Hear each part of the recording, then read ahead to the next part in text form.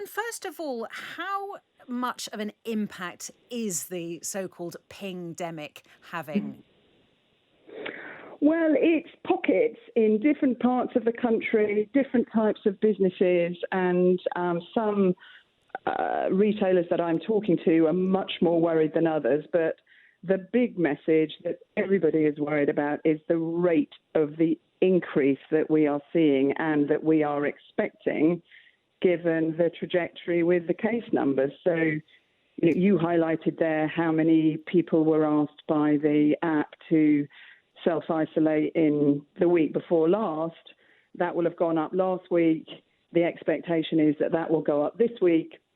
So everybody is very concerned about what will happen over the coming days and weeks as it becomes more and more critical. Because we've had, well, in fact, 500,000 people were asked to isolate on the app. 1.6 million people were isolating, obviously some with COVID. I don't think anybody argues that they should or should not be isolating. But then we've got people predicting it's going to go up to 10 million people being pinged or being asked to isolate. If that were the case, what impact would that have on your members? That's clearly an unsustainable situation. I mean, we're already seeing impacts across the wider economy, not just in retail. We've got some train services cancelled. I think parts of the underground were closed yesterday. Car factories having to reduce their production. And certainly from a retail point of view, we're seeing the impact in distribution centres up and down the country. So with late deliveries, not everything necessarily arriving on time. That can lead to increased food waste, for example, in the supply chain, which is obviously really bad, less availability in some of the shops. And then potentially in the worst case, we could see shorter hours in some shops or in smaller businesses. Obviously, if you've only got one or two staff, then you're going to have to close your doors completely. So I think the real underlying message is that, we don't want to wait for it to get critical to do something about it. The government really needs to think carefully about, is there another way to do this? Because they've been talking about tweaking the app, and Tom and I have talked to both government and opposition spokesmen this morning, pushed them on this issue, but they both seem to say, no, we're going to stick to changing the app on mid-August, which has always been the plan. But many people, I'm presuming that your organisation has been lobbying them to tweak faster. Well, either to the other options are to look at the August the 16th date and to potentially bring that forward, to extend the pilot scheme that's been the big debate of this morning with obviously what has happened to Sajid Javid and the Chancellor and the Prime Minister. So, there is a test and release scheme out there. Can we not extend that into critical parts of the economy? I mean, I guess the government are the ones that have all the data and the information here. So what the right answer is, I don't know. So, but Helen, I do know is everybody is really worried. I want to pick you up on the test pilot scheme that Michael Gove did use and that Rishi Sunak and Boris Johnson were going to use and then did a very, very fast U-turn. How much about this scheme do you know? How many of your members are taking part in this scheme? A number of them have been involved, right throughout the early part of this year since it's been in existence. So lots of retail businesses are either in that scheme or have been undertaking regular testing with their teams through the free access that the government has given to lateral flow tests over the past 6 months or so. So there is a huge capacity in the market in terms of various sorts of testing regimes, and I because think the only big organisations I've sorry to interrupt. The only organisations I've seen who are part of this same pilot scheme that Downing Street is part of were TfL, Heathrow, Border Force. But you're saying that some retailers are part of this scheme.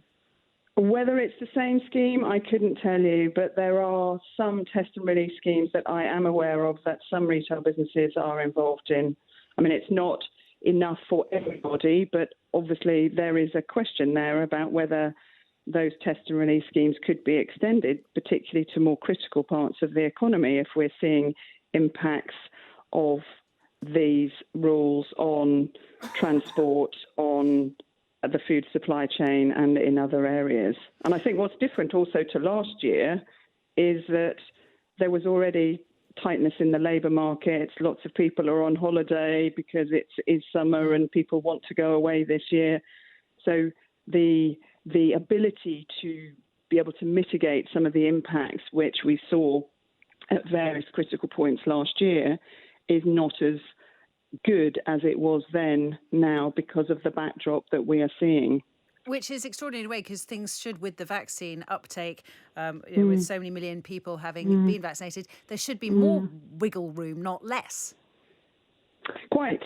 And I guess that's really the question for government as to why aren't we able to see that? Because certainly from the point of view of the businesses that I talk to, while the numbers of people self-isolating are high or getting higher, obviously it's only a very small proportion of those people who actually are testing positive for COVID. So we are clearly seeing an impact of the vaccination across the economy.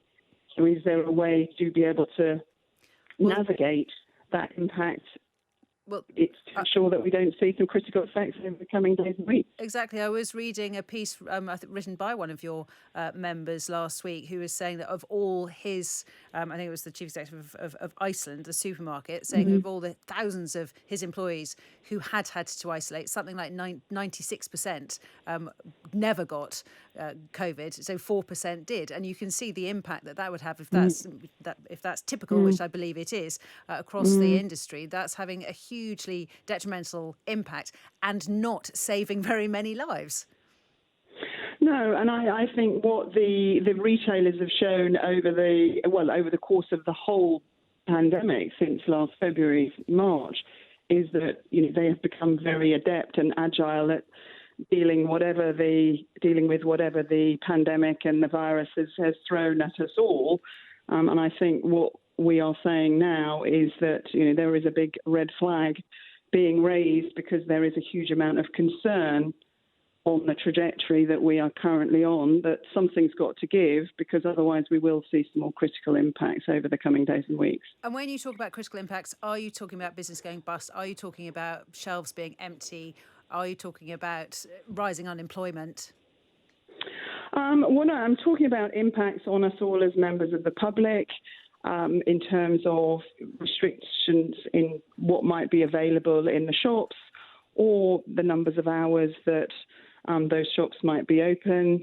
And there will be a knock-on impact for those businesses, because if, for example, food waste goes up significantly, then that is a cost to the business, and not just a cost to the business, but also an environmental waste that we shouldn't be seeing at this time. So there is both an economic impact and a member of the public impact that we could see unless something changes over the coming days.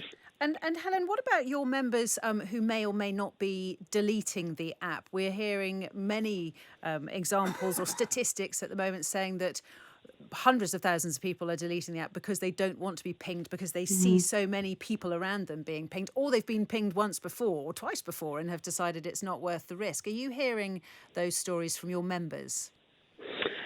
I'm not really hearing from my members. I think we're all hearing them from people that we talk to, though, aren't we? And you can understand that the sort of behavioural impacts of what is going on at the moment, that temptation for some may well be there. But certainly from a business point of view, this safety debate, ensuring distribution centres, the logistics and supply chain networks, the stores that have been either open throughout or open for various parts of the last year, the absolute focus for all of those businesses has been the safety of the customers and the staff and teams that work in them. So I'm sure that no responsible business would be asking their staff to do something like delete the app. No, I wasn't suggesting that business leaders or managers or anyone would be asking them. I'm just wondering if you had any idea how many of your members might feel the need to do it. How many members do you have, Helen? And what are their sort of, or the people that work in retail? I'm just wondering about their behaviour and their average ages. Well, so across the economy, there are about 3 million people who work in the retail industry. So the industry is the largest private sector employer in the country.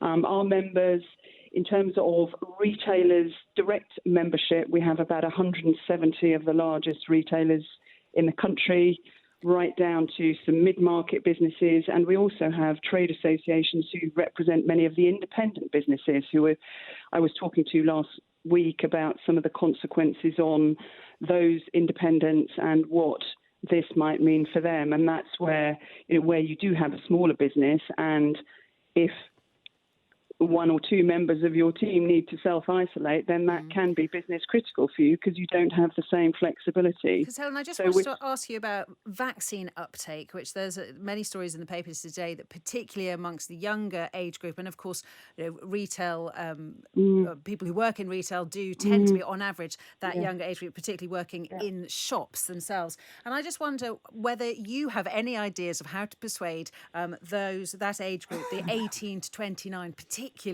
is really slipping. So the people that wanted the vaccine were rushing in that Glastonbury style, as I think it was Chris Whitty described it, to get the vaccine at the beginning, and we all thought fantastic. But of course, they were the ones who were enthusiastic, and now the rump of that age group seem to be getting more and more resistant. And a lot of those are people who work in your industry.